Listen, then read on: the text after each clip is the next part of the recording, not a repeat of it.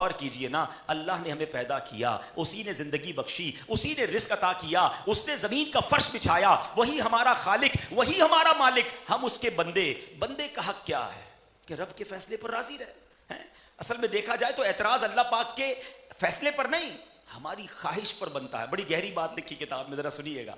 فرمایا مثلا اللہ پاک نے مجھے غریب رکھا، یہ اعتراض کرتے نا لوگ، تو اس کے باوجود میرے دل میں امیر ہونے کی جو خواہش ہے نا، ایکچولی خواہش بری ہے۔ میں خواہش کو کوسوں کہ میرے دل میں خواہش کیوں ہو رہی ہے، میرے دل میں ایسی خواہش ہو ہی کیوں رہی ہے جو رب کی مرضی کے خلاف ہے۔ رب نے جو کیا ہے وہ بہتر ہے۔ امام کشیری لکھتے ہیں تقدیر سے جو کچھ ظاہر ہو اس کے سامنے اپنے اختیارات کو چھوڑ دینا، اسی کو عبودیت، اسی کو بندگی کہا جاتا ہے۔ اب ایک حدیث قدسی سن لیجئے، وہ لوگ جن کی زبان شکوے سے تر رہتی ہے، یہ بیان غالباً لائیو بھی جا رہا ہے یا بعد میں سنا جائے گا، وہ بہنیں، یہ عورتوں میں بڑا مسئلہ ہے، ہر وقت کمپلین، ہر وقت اعتراض، اللہ نے یہ کر دیا، میرے بچے کو یہ نہیں ملا، میرے گھر میں یہ بچہ کیسے فوت ہو گیا۔ استغفر اللہ۔ اب غور سے سنیں حدیث قدسی کیا ہے۔ اللہ فرماتا ہے میں ہی اللہ ہوں، میرے سوا کوئی عبادت کے لائق نہیں، پس جو میری دی ہوئی مصیبت پر صبر نہ کرے، میری نعمت کا شکر ادا نہ کرے، میری تقدیر پر راضی نہ ہو، اسے چاہیے کہ میرے سوا کوئی اور رب تلاش کر لے۔ اس کو محسوس تو کرو یار، رب نے کیا فرمایا، پھر اسے چاہیے وہ میرے سوا کسی اور رب کو تلاش کر لے۔ اللہ نے مجھے اپنے در سے اگر نکال دیا، مجھے اپنے بندوں کی فہرست سے نکال دیا، تو میں نے جانا کدھر ہے؟ دوبارہ سنو، اس کی فیلنگ محسوس کریں، اس الفاظ کی جلال کو محسوس کرو۔ کیا فرمایا؟ میں ہی اللہ ہوں، میرے سوا کوئی عبادت کے لائق نہیں، جو میری دی ہوئی مصیبت پر صبر نہ کرے، میری نعمتوں کا شکر ادا نہ کرے، اور میری تقدیر پر راضی نہ ہو، اسے چاہیے کہ میرے سوا کسی اور رب کو تلاش کر لے۔ اب غور کر لیں کیسے وہ لوگ ہیں، ہم میں کیسے وہ لوگ ہیں جو اللہ کی فیصلے پر اعتراض کرتے ہیں۔ اے کاش ہمیں سمجھ آ جائے۔ پہلے زمانے کا ایک واقعہ سناؤں، رونگٹے کھڑے ہو گئے جب میں یہ واقعہ پڑھا نا۔ پہلے دور میں غلام فروخت ہوتے تھے نا، غلام لوگ خریدتے تھے۔ حضرت ابراہیم بن ادھم کوئی غلام کی ضرورت پیش آئی، اب بازار گئے، ایک غلام خریدا، گھر لے آئے، غلام سے پوچھا تمہارا نام کیا ہے؟ غلام نے کہا جس نام سے پکارے وہی میرا نام ہوگا، میں تو غلام ہوں نا، میرے نام کا کیا کرنا ہے، آپ مجھے جس نام سے پکارے آج سے وہی میرا نام۔ آپ نے پوچھا تم کھانے کے کیا عادی ہو، کیا کھانا کھاتے ہو؟ آپ نے کہا وہ کہتا ہے جو آپ کھلا دیں گے وہ کھا لوں گا، میں تو غلام ہوں نا، جو کھلائیں گے کھاؤں گا۔ پوچھا کوئی خواہش ہو تو بتاؤ؟ غلام کہتا ہے جو آپ کی خواہش ہے وہی میری خواہش ہے، میں تو غلام ہوں، غلام کا ان چیزوں سے تعلق نہیں ہوتا، آپ میرے آقا ہیں۔ ہائے ہائے، حضرت ابراہیم بن ادھم سوچنے لگے کاش میں اپنے رب کی بارگاہ میں ایسا بن جاتا، میں کبھی تو اللہ کو کہتا اللہ میری کوئی خواہش نہیں، میری کوئی تمنا نہیں، مولا جو تیری رضا وہ میری رضا ہے۔ یار سوچو تو صحیح، یہ غلام کے الفاظ کیسے تھے، میرا نام کیا ہے؟ آقا جو نام آپ رکھ دیں وہ میرا نام، میری خواہش کیا ہے، جو آپ کی خواہش وہی میری خواہش، مجھے کیا کھانا ہے، جو آپ کھلائیں گے وہ میں نے کھا لینا ہے۔ کبھی تو اللہ سے ایسی بات کرو نا یار۔ حضرت ابراہیم بن ادھم جو ہے وہ تو رونے لگے۔ کبھی ہمیں خیال آیا، پتہ ہے اللہ والے کیا کہتے ہیں، عارف باللہ جو ہوتے ہیں نا، وہ کہتے ہیں اکثر لوگوں کی دعائیں یہ ہیں کہ اے اللہ مجھے اس حال میں رکھ جس حال میں میں راضی۔ ہم یہی تو دعا کرتے ہیں، اے اللہ بیماری دور کر دے، اے اللہ نوکری مل جائے، اے اللہ گھر مل جائے، اے اللہ بال میں برکت ہو جائے، اے اللہ فلاں ملک کا ویزا لگ جائے۔ واٹ آر آور ڈیمانڈ، جو ہماری ڈیمانڈز ہیں وہ اللہ کے سامنے ہم رکھ رہے ہیں نا۔ اے اللہ یہ سب دے دے تو میں خوش ہو جاؤں گا، اے اللہ یہ حال مجھے چاہیے۔ اکثر لوگ تو اللہ سے مانگتے ہی وہ حال ہیں کہ جس حال میں میں راضی ہوں اللہ وہ حال کر دے۔ فرمایا جو اللہ والے ہیں نا ان کی تمنا یہ ہوتی ہے اللہ اس حال میں رکھ جس حال میں تو راضی۔ یہ بات تھوڑی گہری ہے مگر جس کو سمجھ آ گئی نا، اللہ اگر میرے دکھ میں راضی ہے نا تو میں دکھ میں بھی راضی ہوں، اللہ میری تکلیف میں راضی ہے یا اللہ میں اس میں بھی راضی ہوں، اللہ میں بندہ ہوں، میں تو خالق تو مالک، تیرا فیصلہ یقیناً صحیح ہے۔ یہ ایک بار کر کے دیکھو میرے پیارے اسلامی بھائی، یہ ہے تھوڑا سا گہری بات، سمجھنا تھوڑا ڈیفیکلٹ ہے، میں اس کو دنیاوی اگزامپل کے ذریعے سمجھاتا ہوں۔ ایک والد ہو، اس کے 2 بیٹے ہو، ٹھیک ہے، اور दो बेटों में से एक बेटा हर वक्त डिमांड करता हो, अबू मोबाइल चाहिए, लैपटॉप चाहिए, आईपैड चाहिए, मोटरसाइकिल चाहिए, नई घड़ी चाहिए, अबू पैसे चाहिए, दोस्त घूमने जा रहे हैं, मुझे भी घूमने जाना है। और दूसरा बेटा, वालिद कहता है बेटा तुम्हें कुछ नहीं चाहिए? का कुछ भी नहीं चाहिए, जो आप देंगे वो ठीक है, जैसा आप रखेंगे, जैसे आपकी मर्जी। अब्बू मुझे कोई डिमांड नहीं है, आप जैसा रखे मैं राजी, आपकी रिजा में राजी। सच बताओ उस वालिद को उन दोनों बच्चों में से किस पे ज्यादा प्यार आएगा?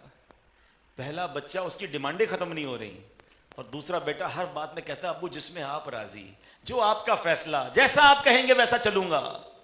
अरे वो बाप क्या उस बेटे को छोड़ देगा जो डिमांड नहीं कर रहा? उस बेटे को कुछ नहीं देगा जो नहीं मांग रहा? वो ज्यादा देगा, ज्यादा प्यार करेगा कि ये कैसा बेटा है, ऑलवेज मेरी रिजा देख रहा है। बिला तमसील मेरे रब का कोई बेटा नहीं, वो लम यलिद वलम यूलद है।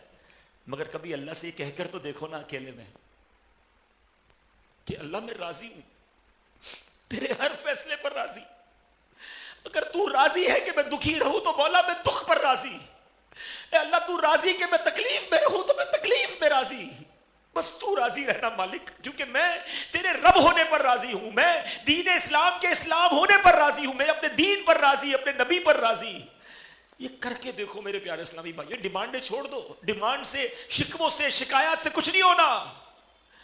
अल्लाह राजी हो गया ना तो सब हो जाना है। वो और देगा, वो और नवाजेगा। अरे नहीं भी देगा, अगर मुश्किल में डालेगा तो उसी ने डाला है ना, यही हमारे लिए बेहतर होगा। इमाम शारानी रहमतुल्लाह तआला अलैह फरमाते हैं, एक बड़ी मशहूर आयत है ना, असा अन तकरहु शैअन, है कोई हाफिज साहब अगर हैं तो बताइए वो आयत, असा तकरहु शैअन व हुवा खैरुल लकुम। है आयत क्या है कि तुम अनकरीब, तर्जुमा सुना देता हूं, करीब है कि कोई बात तुम्हें बुरी लगे और वो तुम्हारे हक में बेहतर हो, और करीब है कि तुम्हें पसंद आए और वो तुम्हारे हक में बुरी हो, और अल्लाह जानता है और तुम नहीं जानते। क्या कमाल की आयत है। यकीन करें ये तो जब जब पढ़ी ना तो ईमान ताजा हो गया कि सुभान अल्लाह, कुरान ने तो मसला ही हल कर दिया ना। वो कुरान पाक की आयत जब भी पढ़े ईमान ताजा हो जाता है। काश हमें ये बात समझ आ जाए और हम ये मान लें कि जो मुझे अच्छा लग रहा है हो सकता है मेरे हक में अच्छा ना हो। अल्लाह फरमाता है तुम्हें अच्छा लग रहा है मगर तुम्हारे लिए बुरा हो सकता है, और हो सकता है जो तुम्हें बुरा लग रहा है वो तुम्हारे हक में बेहतर हो। अल्लाह जानता है और तुम नहीं जानते। बस ये इधर बिठा लो यार, अल्लाह जानता है, मैं नहीं जानता। जो फैसला हुआ है ना, अल्लाह जानता है मेरे लिए क्या बेहतर है। इमाम शारानी फरमाते इससे मालूम हुआ कि अल्लाह पाक ने जो कुछ अता फरमाया, जिस हाल में रखा, अगर बंदा इसके अलावा कुछ और तलब करे तो वो गोया इस बात का दावा कर रहा है कि अल्लाह पाक से बढ़कर इल्म रखने वाला है, और बंदे के जाहिल होने के लिए इतना ही काफी है। यानी अल्लाह ने दिया, मैं कहता नहीं अल्लाह ये नहीं चाहिए, मुझे तो और चाहिए, इसका मतलब ये कह रहा है कि मैं अल्लाह से ज्यादा इल्म रखता हूं। अस्तगफिरुल्लाह, अल्लाह बेहतर समझता है कि मेरे लिए क्या बेहतर। ऐसा हुआ भी होगा आपकी जिंदगी में, कई लोगों की जिंदगी में हुआ, जिद कर रहे थे, डिमांड कर रहे थे, कोशिश कर रहे थे, नहीं हुआ, और कुछ अरसे बाद पता चला कि यार ये तो बिल्कुल ठीक हुआ मेरे साथ। अगर जो मैं मांग रहा था वो हो जाता तो कितना बड़ा नुकसान हो जाता। मैं वो वाला प्लॉट ले लेता, मैं फला मुल्क में इन्वेस्ट कर देता, मैं फला मुल्क के वीजा लगा लेता, मैं जनाब ये वाला काम कर लेता, और रो रहा था कि क्यों नहीं हो रहा। और जब बाद में पासा पलटा, मामलात बदले, तो बंदा कहता है अल्लाह ने बचा लिया। भाई उस वक्त मान लेते ना, है वो फैसला उस वक्त क्यों नहीं रब का माना।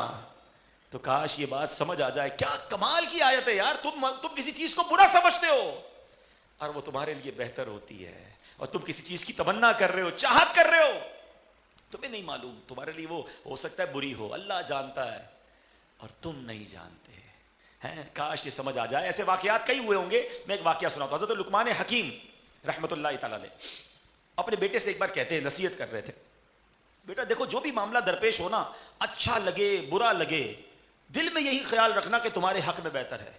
बेटे ने कहा हुजूर जरा थोड़ा सा इसकी वजाहत करें, कैसे? तो क्या हो सकता है कि हज़रत लुक़मान ने फरमाया कि एक बस्ती में अल्लाह पाक के नबी हैं, आओ उनकी खिदमत में हाजिर होते, वो हमें बेहतर समझा देंगे। कहा चलें, चलते हैं। बाप बेटे दोनों चले। चलते रहे। समुंदर बड़ा रेगिस्तान था, गर्मी शदीद थी, दोनों बाप बेटे थक गए, खाना पीना भी खत्म हो गया और जानवर भी थक गए। अब उतर गए कि भाई जानवर भी नहीं चल पा रहे, खाना पीना भी खत्म हो गया, इतनी गर्मी है। पैदल चलने लगे। जब पैदल चलने लगे तो दूर से कहीं धुआं नजर आया कि चलो अब कोई घर वर है तो वहां जाके कुछ खाना पीना मिल जाएगा। जैसे आबादी के करीब पहुंचे तो एक और मुश्किल ये खड़ी हो गई कि बेटे के पैर में एक नोकीली हड्डी घुस गई और आर पार हो गई। बेटा थक के नीचे गिर गया। प्यास भी है, भूख भी है, गर्मी भी है, जख्म भी है, اور حضرت نے وہ ہڈی نکالی, پیر پہ رسی پٹی وغیرہ باندھی.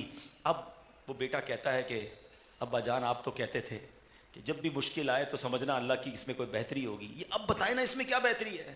میں تو اللہ کے نبی کے پاس جا رہے تھے, دین سیکھنے جا رہے تھے, کھانا بھی ختم, جانور بھی تھک گئے, گرمی پیاس شدت سے زبانیں باہر, زخم سے چور چور, ہائے ہائے ہم تو چلنے کے قابل نہیں, میرے لیے کیسے بہتر ہو سکتا ہے؟ حضرت لقمان حکیم سبحان اللہ حکمت والے تھے, فرمایا بیٹا یہ جو مصیبت پہنچی ہے نا, ہو سکتا ہے اس کے ذریعے ہم سے کوئی بڑی مصیبت ٹال دی ہو. تھوڑی دیر ہوئی تو دیکھا کہ کوئی شخص دوڑتا ہوا آ رہا ہے, دور سے آیا.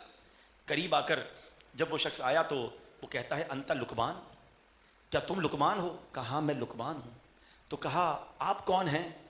تو اس نے کہا کہ میں جبرائیل ہوں, میں فرشتہ ہوں, اللہ کی طرف سے تمہارے پاس بھیجا گیا ہوں. میں صرف نبیوں اور فرشتوں کو دکھائی دیتا ہوں. تھوڑی دیر کے لیے جھلک نظر آئی, پھر وہ نظر نہیں آ رہے تھے, صرف آواز آ رہی ہے. تو حضرت لقمان کہتے ہیں پھر تو ہمارے حال سے آپ واقف ہوں گے, دیکھیں بے سر و سامان ہے, میرا بیٹا زخموں سے چور چور ہے, کھانے پینے کو نہیں ہے. اللہ اکبر. حضرت جبریل نے فرمایا کہ اللہ پاک نے مجھے ایک شہر پر عذاب نازل کرنے بھیجا تھا. جب میں وہاں پہنچا تو مجھے معلوم ہوا کہ تم لوگ اس شہر کی طرف آ رہے ہو. میں نے اللہ سے دعا کی, اے اللہ ان دونوں کو شہر میں داخل ہونے سے روک دے. اللہ نے میری دعا قبول کی, تمہارا بیٹا تکلیف میں آ گیا, اس لیے تم راستے میں رک گئے, کیونکہ اگر تم شہر میں داخل ہو جاتے وہاں عذاب نازل ہونا تھا, اس عذاب میں تم بھی گرفتار ہو جاتے. اب بتائیں آزمائش بڑی تھی یا مہربانی تھی؟ ہمیں کیا پتا. فلائٹ مس ہو گئی, ٹرین مس ہو گئی, ویزا نہیں ملا, فلاں جگہ نہیں پہنچ سکے, مانو نا یہ بہتر ہوگا میرے لیے.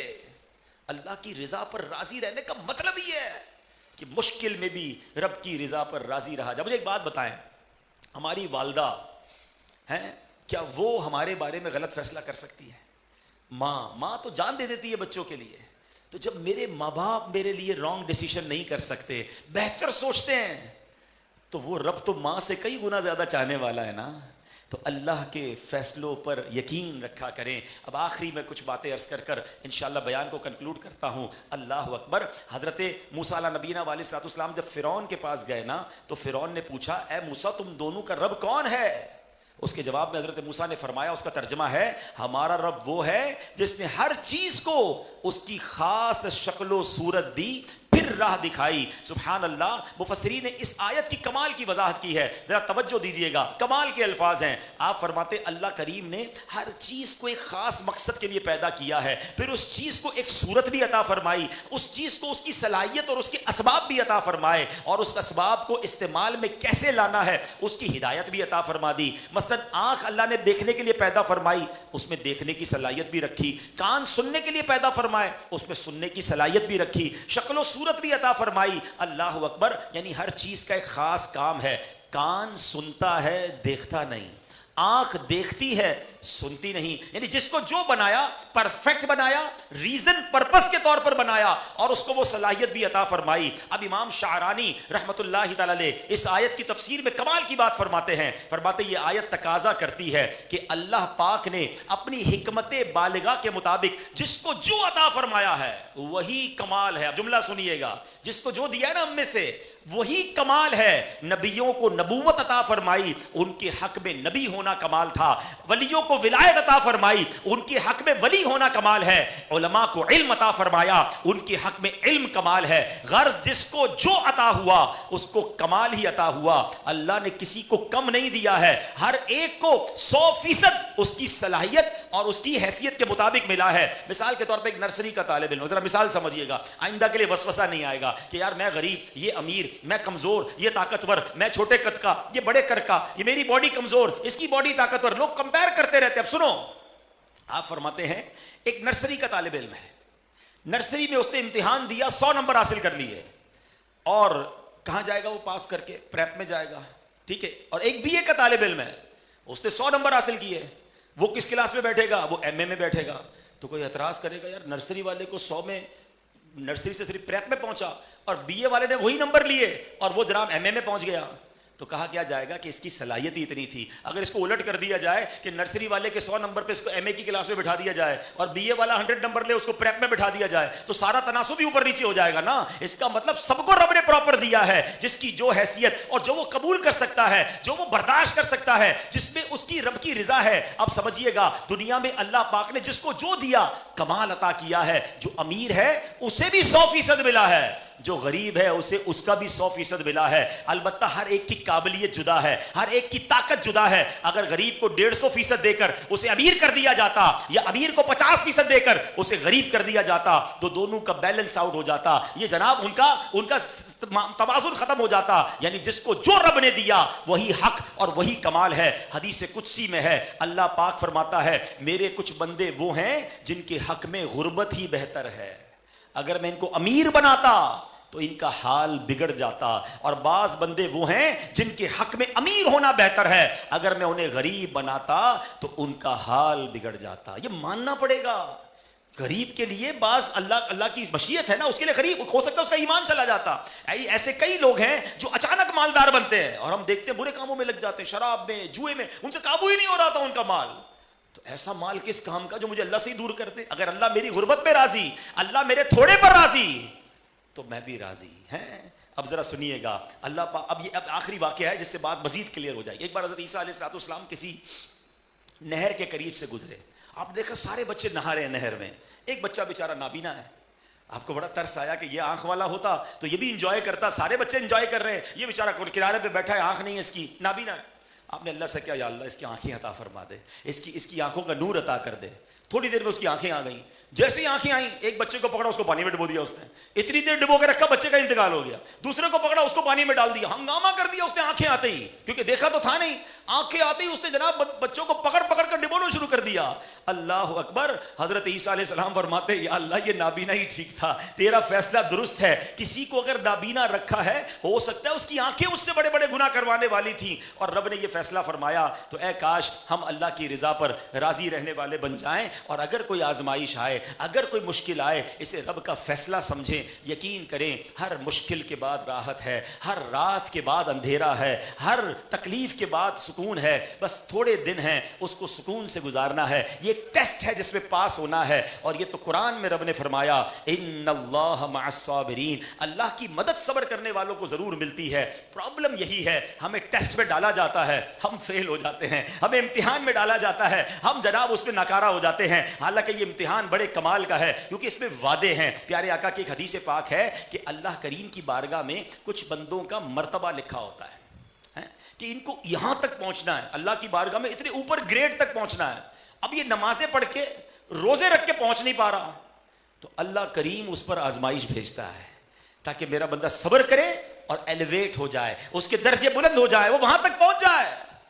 مگر وہ بے صبری کر کے, ہم جیسا اگر کوئی ہوگا, پتہ چلا اللہ نے اس لیے مصیبت بھیجی, بیماری بھیجی, کاروبار میں تنگی بھیجی, کوئی اور ٹینشن بھیجی کہ میرے بندے کے درجے بلند ہو جائیں. اور ہائے ہماری بے صبری, ہمارا واویلا, ہمارا لوگوں کو بتانا ہے. اچھا لوگ بڑے عجیب ہے بعض اوقات, سارے شہر کو بتا دیا نقصان ہو گیا, سارے شہر کو بتایا طبیعت خراب ہے, پورے خاندان کو بتایا موبائل چوری ہو گیا ہے, اور پھر کہتے ہیں بس جناب ہم تو صبر ہی کر رہے ہیں. یہ صبر نہیں ہے. آپ نے سنا داتا گنج بخش نے کیا فرمایا کہ مصیبت میں چہرے کا رنگ بھی نہ بدلے, پتہ بھی نہ چلے, یہ ہے صبر. بات کرنا تو دور کی بات ہے, کسی کو بتانا تو دور کی بات ہے. میرا چہرہ, میرا انداز, میری مسکراہٹ کسی کو پتہ نہ چلے کہ اندر کتنا بڑا درد لے کے چل رہا ہے, اس کے ساتھ کتنی پرابلم ہے. میں جانوں میرا رب جانے. ہاں جس دن یہ کیفیت نصیب ہوئی نا, بڑا مشہور جملہ ہے ہماری زبان پر, تقیہ کلام بنا ہوا ہے, اللہ آپ کو صبر جمیل عطا فرمائے. اب اس بھائی کو کبھی روک کے پوچھو بھائی صبر جمیل کس کو کہتے ہیں, تو کہے گا مجھے تو نہیں پتا, کوئی جمیل بھائی ہوں گے انہوں نے صبر کیا ہوگا, سارے لوگ ان کی مثال دے رہے ہیں. یہ صبر جمیل کسی جمیل بھائی کا صبر نہیں ہے. یہ صبر جمیل ایکچولی اس کی جو ایگزیکٹ ایکسپلینیشن ہے نا, وہ یہ ہے کہ مصیبت زدہ اور راحت والے کو دیکھ کر پتہ نہ چلے کہ کون مصیبت میں ہے اور کون راحت میں ہے. اللہ کرے کہ آج کے اس بیان کا صدقہ مجھے بھی نصیب ہو جائے. اللہ باتیں تو ہم کرتے ہیں, اللہ دل کی کیفیت بھی ایسی بنا دے کہ ہم اللہ کے ہر فیصلے پر راضی رہیں. آخری جملہ سن لو, بڑی کمال کی روایت ہے, بالخصوص اس میں غریبوں کے لیے تو بڑا دلاسا ہے کہ نبی پاک فرماتے, جس کا مضمون ہے جو اللہ کے تھوڑے دیے پر راضی ہو جاتا ہے اللہ بھی اس کے تھوڑے عمل پر راضی ہو جاتا ہے. ہائے ہائے, یقین کرو یہ ڈیل مہنگی نہیں ہے, یہ ڈیل مہنگی نہیں ہے. اگر دنیا میں تھوڑا ملے نا اور اللہ میرے تھوڑے ٹوٹے پھوٹے عمل پر راضی ہو کر مجھے جنت میں ڈال دے, پھر اور کیا چاہیے. یہ دنیا کتنے سال رہوں گا, میں جانے والا ہوں. وہاں نہ ختم ہونے والی جنت ہے. کاش مجھے اللہ ہم سے راضی ہو جائے. اور اس کے بعد